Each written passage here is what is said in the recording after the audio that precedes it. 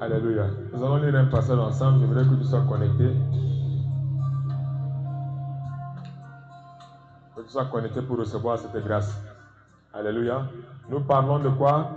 Nous parlons de la divinité de Christ. Nous avons vu la fois dernière, au courant de la nuit de prière de vendredi, nous avons vu que Job avait un problème. Dans le chapitre 1 de Job, le chapitre 2 de Job, Job avait un problème comme de nombreux chrétiens aujourd'hui, comme de nombreux enfants de Dieu aujourd'hui.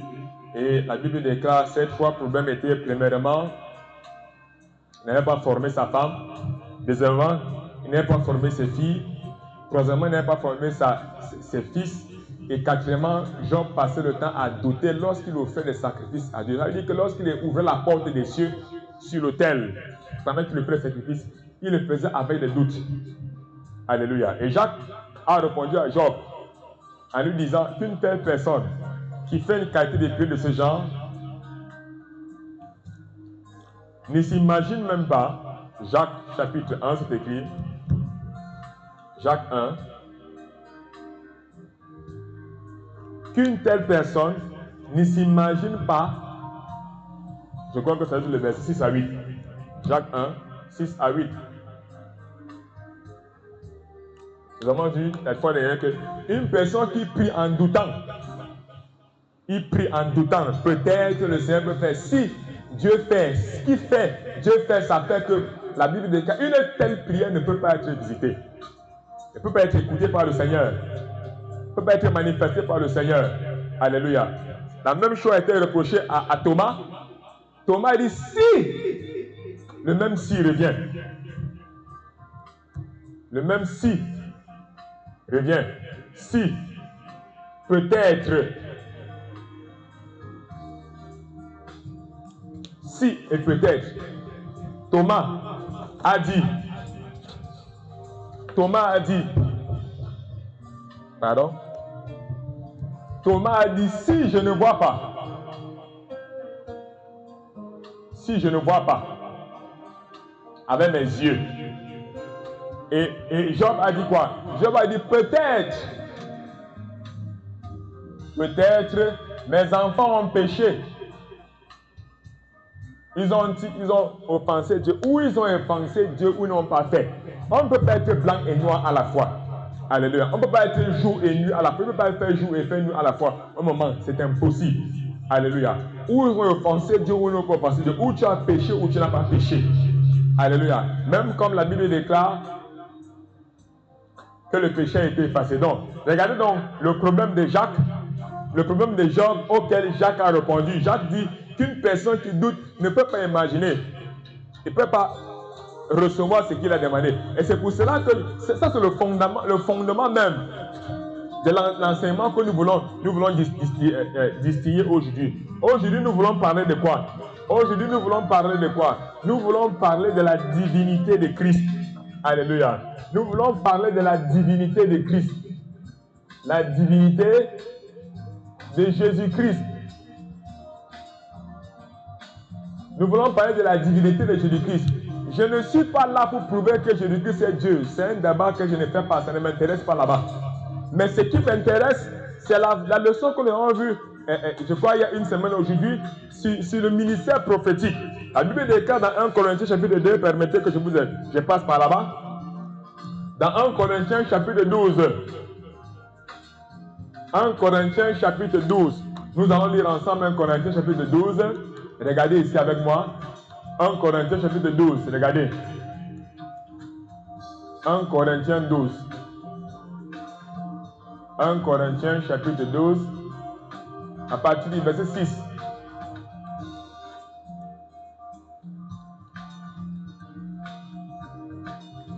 « 1 Corinthiens 12, chapitre 6.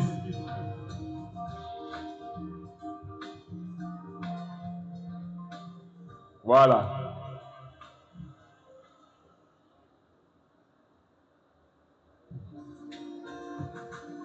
On dit donc, à partir du verset 4, 1 Corinthiens 12, à partir du verset 4 à 7. Les Écritures déclarent, disons ensemble, venez. On dit, il y a diversité de dons, mais le même esprit. Il y a diversité de ministères, mais le même Seigneur. Diversité de diaconos ou de diaconia, c'est le bon terme. Mais le même Seigneur. Et on dit diversité d'opérations, diversité de manifestations, d'agissements. Mais c'est le même Dieu qui agit, qui opère tout en tous. Et or, à chacun est donné la manifestation pour l'utilité commune. Alléluia. Donc, pour revenir concernant la divinité, la Bible déclare, il y a diversité de dons, diversité de charismes,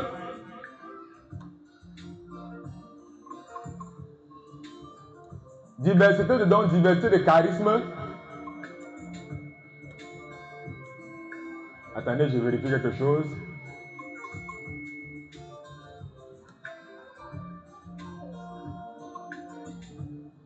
Voilà. C'est ce qu'il disait. Il y a donc diversité de charismes, c'est le bon terme. Diversité de charismes, mais le même Saint-Esprit. Et diversité de charismes. Et c'est le même Saint-Esprit qui donne ces charismes.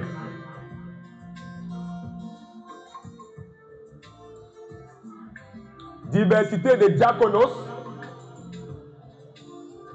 Diaconia, c'est le bon terme, qui signifie en français ministère, mais le même Seigneur, Kyrios, Seigneur en grec c'est Kyrios, Jésus-Christ, ou si vous voulez, Jesus Christus. Et on dit diversité d'opération, mais le même Dieu. Donc vous allez voir ici là, l'action commune de qui? L'action indissociable, inséparable de Dieu le Saint-Esprit, de Dieu le Seigneur Jésus-Christ et de Dieu le Père. Alléluia. Pourquoi nous sommes en train de parler de cela? Parce que nous voulons introduire ce qui suit après. Il dit, parmi tout cela, à partir du verset 10, regardez ici au verset 10, on dit, à un autre a été donné le charisme. Quand on parle de charisme, on fait strictement référence au Saint-Esprit.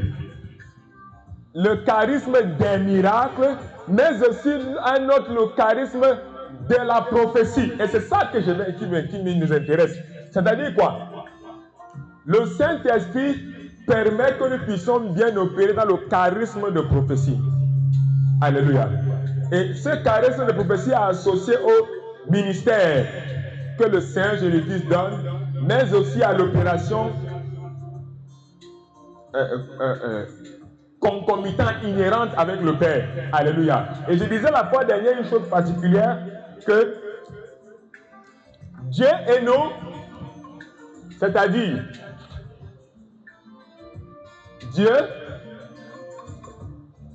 Dieu a sa dimension. Sa dimension, c'est quoi?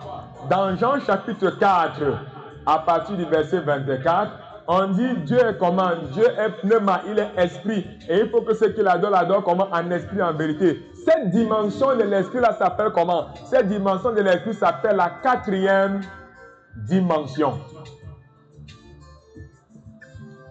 Est-ce qu'on se communique? Cette dimension s'appelle la quatrième dimension dans Jean 4 à partir du verset 24. Il dit, vous adorez ce que vous ne connaissez pas, mais nous nous adorons ce que nous connaissons. L'heure vient où et elle est déjà venue, où les vrais adorateurs adoreront le Père, Pater, en pneuma, et en vérité, en esprit et en vérité. En souffle, en grec, on appelle l'esprit ria, le souffle. Regardez donc, on dit Dieu fonctionne dans quelle dimension? Dieu fonctionne dans cette dimension qu'on appelle la quatrième dimension. Nous devons savoir que Dieu est trois. C'est-à-dire, il y a le charisme, dimension charismatique, dimension ministère et dimension opération. C'est-à-dire que dans la quatrième dimension, nous avons le Pater, Nous avons Lius, ou le Fils, et nous avons Hagiopneuma, c'est-à-dire le Saint-Esprit. Hagiopneuma, c'est-à-dire le Saint-Esprit. Ça, c'est quelle dimension? C'est la dimension esprit. C'est ça qu'on appelle la 4e dimension. Maintenant, on dit, selon le texte de Genèse, j'ai expliqué ça vendredi, sur le cataclysme. Je vais revenir ici tout à l'heure, mais je vais d'abord expliquer ceci. On dit donc, lorsque nous abordons la définition du texte, de la Genèse, chapitre 1, à partir du verset 1 au verset, surtout le verset 1, hein, en hébreu où on dit bara, bereshit, j'espère que j'écris bien, bereshit, Elohim. Au commencement, Dieu. Avant de continuer le reste, c'est la définition hébreu et philosophique de ce texte qui m'intéresse. Voyez-vous, alléluia. Donc, ici, là, ce Genèse chapitre 1, la première phrase, au commencement, Bara Bereshit Elohim, vous allez voir dans cette dimension, le Père, le Fils et le Saint-Esprit, que l'apôtre Paul a bien expliqué. On dit la dimension où le Père et le Fils et le Saint-Esprit au Père, Jésus-Christ a dit que c'est en esprit, en vérité, ça s'appelle la 4e dimension. Maintenant, dans cette dimension de création, au verset 25, on dit, puis, le Père qui est dans la 4e dimension, on dit, nous allons créer quelque chose qui est hybride, qui appartient à la fois à la 4e dimension et à la fois à la 3e dimension. Cette personne, c'est qui? C'est l'homme. Et l'homme, alléluia, l'homme, le premier Adam, je parle ici du premier Adam, non déchu, et du deuxième Adam, glorifié, c'est le même schéma. C'est le même schéma ilique,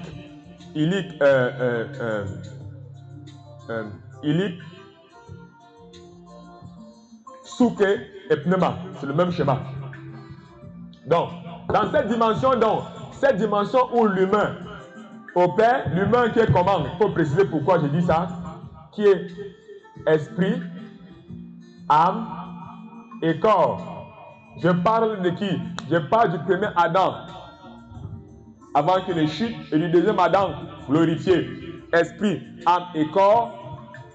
On dit qui est déposé où sur la terre? Celui qui est déposé sur la terre opère dans quelle dimension? Il opère dans quoi? Il opère dans la 3e dimension. Cette 3e dimension, c'est ça qu'on appelle quoi? Cette 3e dimension, c'est ça qu'on appelle quoi? C'est ça qu'on appelle la terre. Alléluia. Donc, les humains, déchus et non déchus, opère dans la 3e dimension, ici là qui est la terre. Et le Père, Dieu, selon 1 Corinthiens 12, selon Genèse chapitre 1, opère en esprit, en vérité, dans quelle dimension? Dans la 4e dimension. Maintenant, comment faire pour communiquer de la 3e dimension à la 4e dimension? Alléluia. Comment faire pour communiquer? Tel que vous voyez le schéma ici là, communication. Communication.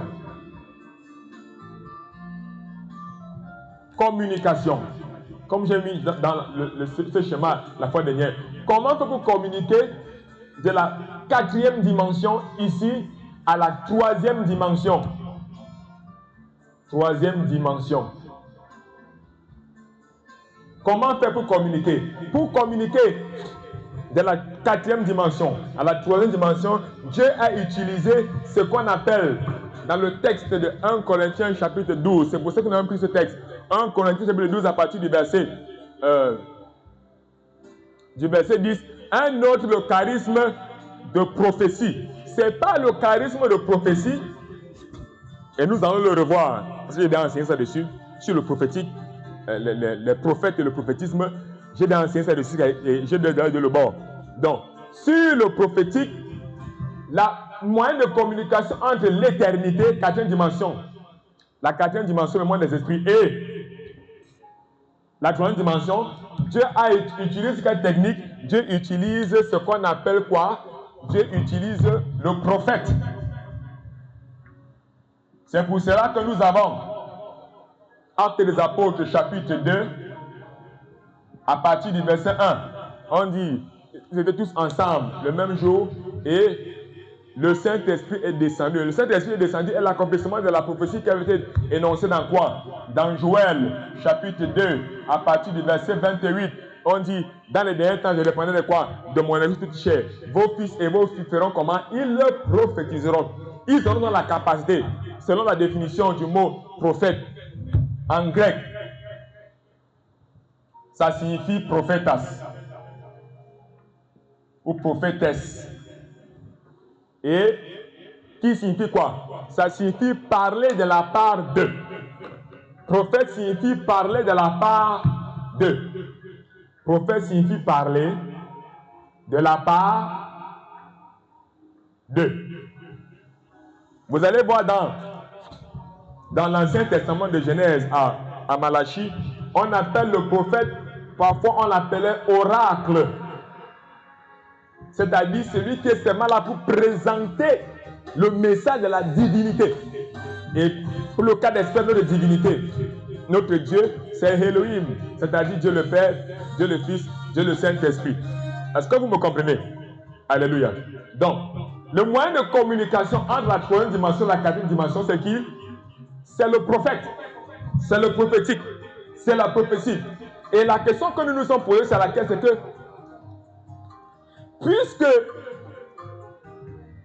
puisque Elohim, les Hébreux ont appelé ici la Elohim, est comment? Est Dieu. Et que l'homme non déchu, en référence au deuxième Adam et le premier Adam dans sa déception, est lui aussi quoi? Est aussi quoi? Est aussi Dieu.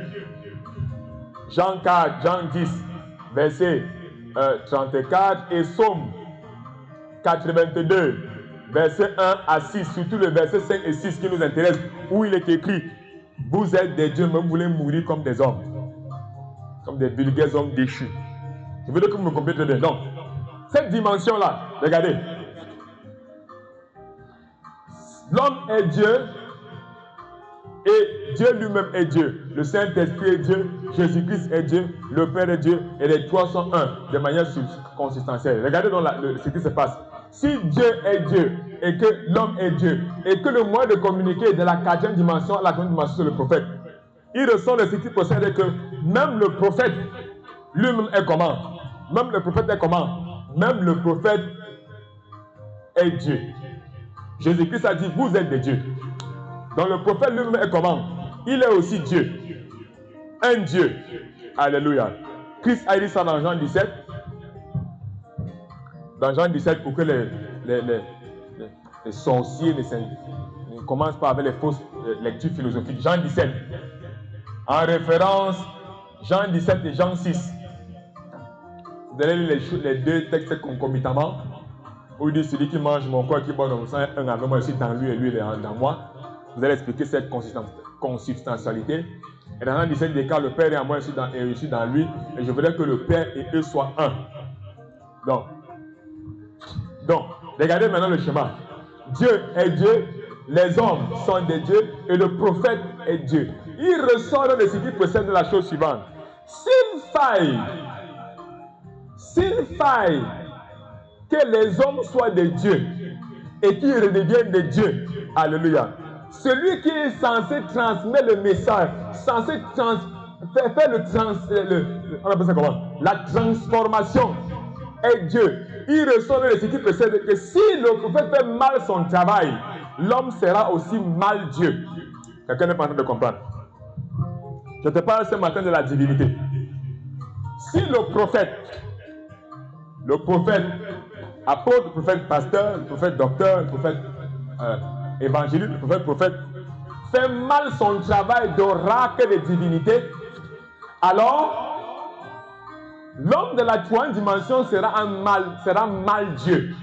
Il ne sera pas un Dieu bien formé. Il sera un Dieu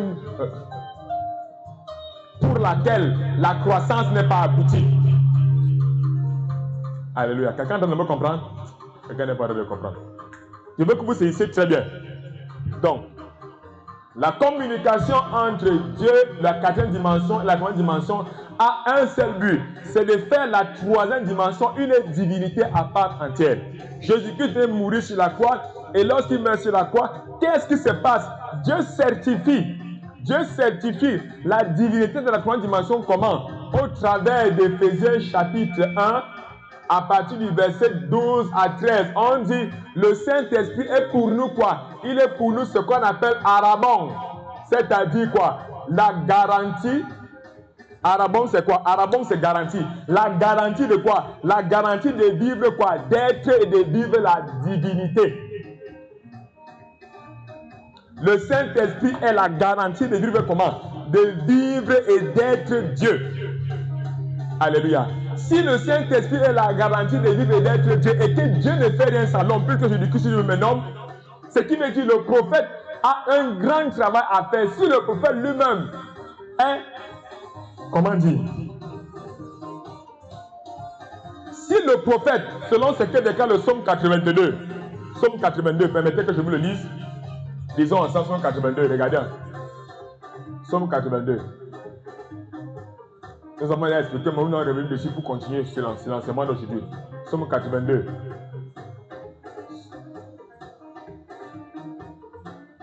Psaume chapitre 82.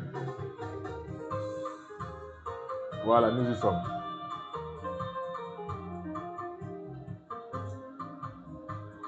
Voilà.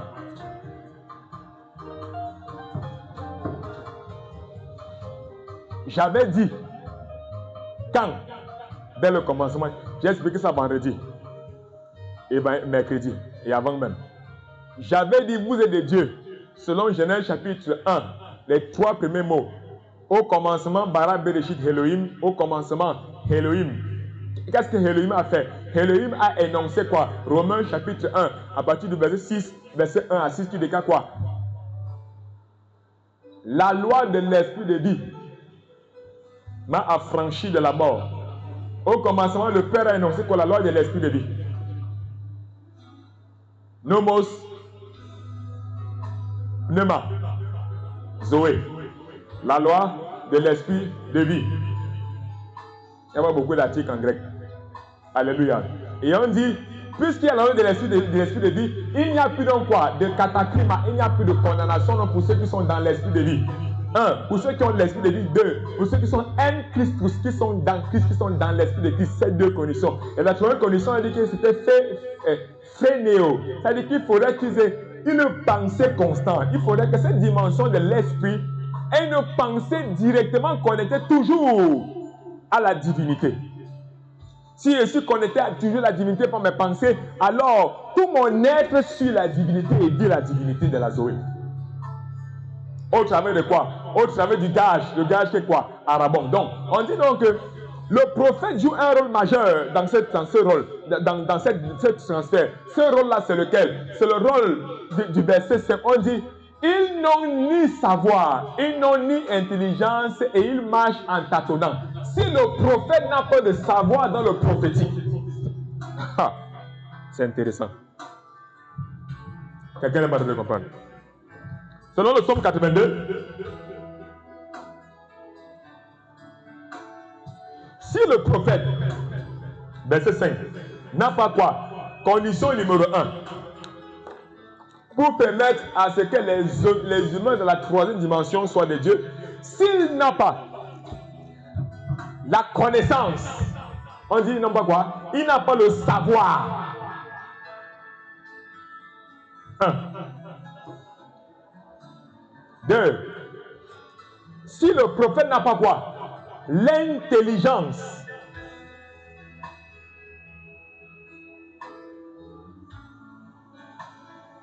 3. Si le prophète est quoi? Un tâtonneur.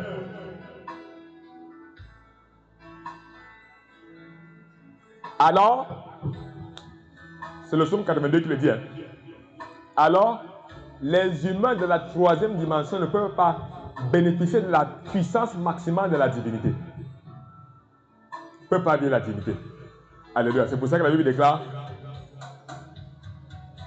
mes brebis entendent ma voix et elles me suivent et elles deviennent Dieu parce que je suis le bon berger. Les brebis qui n'ont pas de berger ne peuvent pas vivre la divinité. Les brebis qui n'ont pas de pasteur, les gens, les chrétiens qui n'ont pas de pasteur ne peuvent pas vivre la divinité. Parce que le pasteur est le prophétique, le moyen de communication entre la 4e dimension et la 3e dimension, afin que l'homme qui est hybride,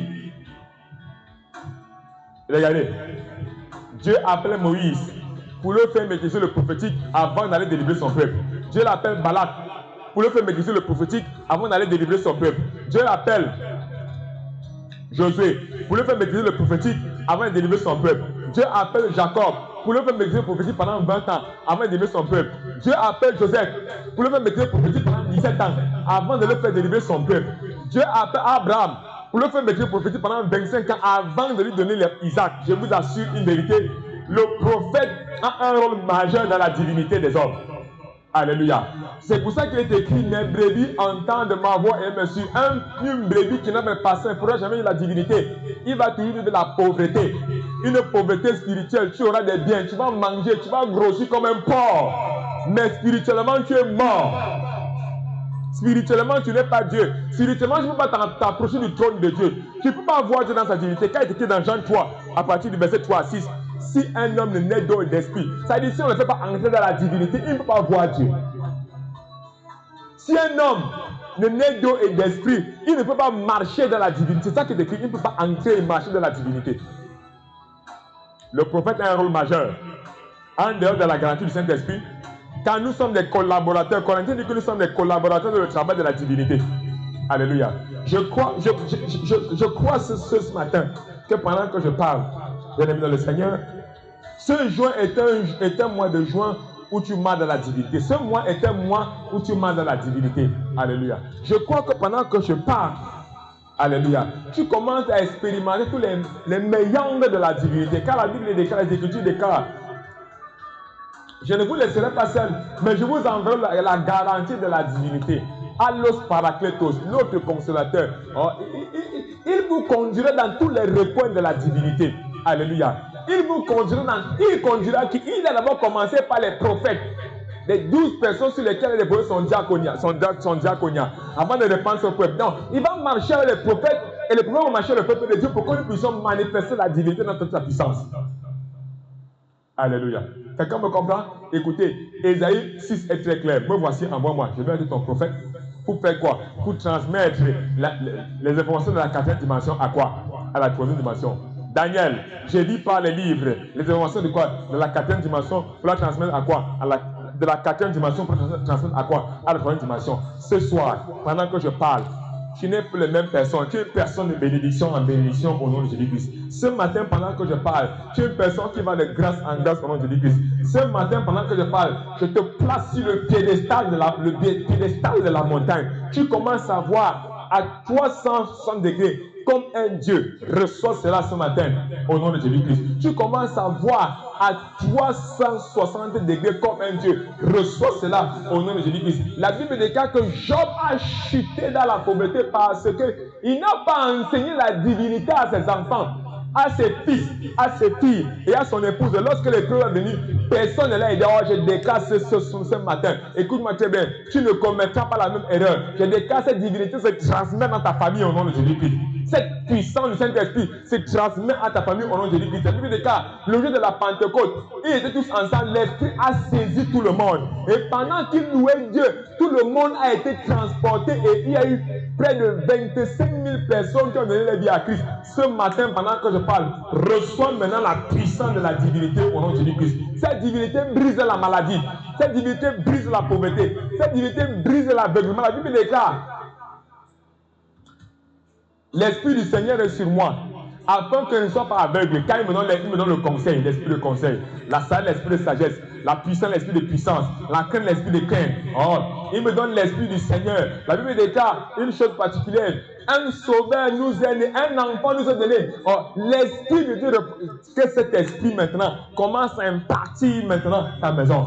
Commence à impartir cette semaine. J'enlève de tes yeux les écailles de l'aveuglement au nom de Jésus-Christ. J'enlève de tes yeux les écailles des mauvais conseils au nom de Jésus-Christ. J'enlève de tes yeux les écailles des distractions au nom de Jésus-Christ. Ce mois de juin, tu marches de gloire en gloire au nom de Jésus-Christ. Ce mois de juin, tu marches de bénédiction en bénédiction au nom de Jésus-Christ. Ce mois de juin, tu opères dans toute la puissance, la plénitude de la divinité au nom de Jésus-Christ. Tu opères dans toute la plénitude de la divinité au nom de Jésus-Christ. Pendant que tu sors ce matin, tu sors ce soir, tu sors cette semaine, tu sors ce mois, partout tu marches sur les eaux au nom de Jésus-Christ. Partout tu marches de manière surnaturelle par la puissance de la divinité sur les eaux au nom de Jésus-Christ. La Bible déclare, Jésus-Christ arrivait quelque part, il saisit la tempête, il lui dit silence et cela suffit. La Bible déclare, il est arrivé à la pauvreté, il a pris le fruit, le pain et le poisson de ses mains, il a apporté la divinité dessus et cela a commencé à se multiplier. Je déclare tout ce que tes mains touchent, à part la puissance de la divinité du Saint-Esprit, se multiplie au nom de Jésus-Christ. Tout ce que tu touches par la puissance de la divinité, quitte de la stérilité, de la sécheresse à la fécondité au nom de Jésus-Christ. Je déclare tout ce que tu touches cette semaine-ci. Partout il y avait les ténèbres noires qui commencent à me lumière pour que tu vois de manière parfaite au nom de Jésus-Christ. Tu es une personne bénie. Tu es une personne favorisée. Tu es une personne qui va de gloire en gloire. Tu es une personne qui opère de percée en percée. Tu es une personne pour qui la divinité n'a aucun secret. Tu es une personne pour qui le Seigneur se révèle de manière claire. Il t'emporte dans les cieux. T'emporte devant le trône de manière claire. Pour que tu puisses voir tous les conseils célestes. Reçois cela au nom de Jésus-Christ. Dans Daniel chapitre 7, chapitre Ésaïe 6, Actes des Apôtres chapitre 6 et 2 Corinthiens 18, 2 Corinthiens 18, la Bible déclare, je vis le Saint-Esprit sur le trône, je vis le Père sur le trône, je vis Jésus-Christ sur le trône. Il m'a amené dans les profondeurs de la divinité pour que je puisse voir et y opérer. Oh, c'est donc, reçois cela de manière violente ce matin, au nom de Jésus-Christ. Reçois cela de manière violente ce matin, au nom de Jésus-Christ. Tu n'es pas là pour dire Alléluia, Amen, mais tu es là pour marcher dans la divinité du Saint-Esprit, au nom de Jésus-Christ. Tu n'es pas là seulement pour dire Amen, je reçois, mais tu es là toi-même pour marcher dans la divinité. Reçois cela au nom de Jésus-Christ. Tu n'es pas seulement là pour suivre la prière du pasteur, mais toi-même, par le Saint-Esprit qui est en toi, l'esprit de la divinité, tu opères dans la même dimension de divinité au nom de Jésus-Christ. Tu opères dans la même dimension de miracles au nom de Jésus-Christ. Tu opères dans la même dimension de miracles au nom de Jésus-Christ. Tu opères dans les mêmes dimensions d'absolu miracle au nom de Jésus-Christ. Tu n'es pas là seulement pour attendre la prière ou le miraculeuse du prophète, mais je déclare ce matin, l'esprit de la divinité de l'esprit te permet d'opérer dans les mêmes dimensions au nom de Jésus-Christ, d'opérer dans les mêmes victoires au nom de Jésus-Christ, d'opérer dans les mêmes faveurs au nom de Jésus-Christ, d'opérer dans les mêmes grâces. Oh, tu n'es pas en train de comprendre au nom de Jésus-Christ, d'opérer dans les mêmes faveurs au nom de Jésus-Christ. La Bible déclare dans Jean chapitre 1, au commencement était le Logos était avec Dieu, le Logos était le même Dieu, et toutes choses ont été appelées à la naissance, et en lui est la lumière. Nous qui sommes enfants de Dieu, notre sang n'est plus le sang rouge, mais c'est un sang de lumière. Ah, je déclare là où tu arrives, là où il y avait les ténèbres, cette lumière éclaire la situation de la divinité au nom de Jésus-Christ. Cette lumière éclaire la situation par la puissance de la divinité au nom de Jésus-Christ.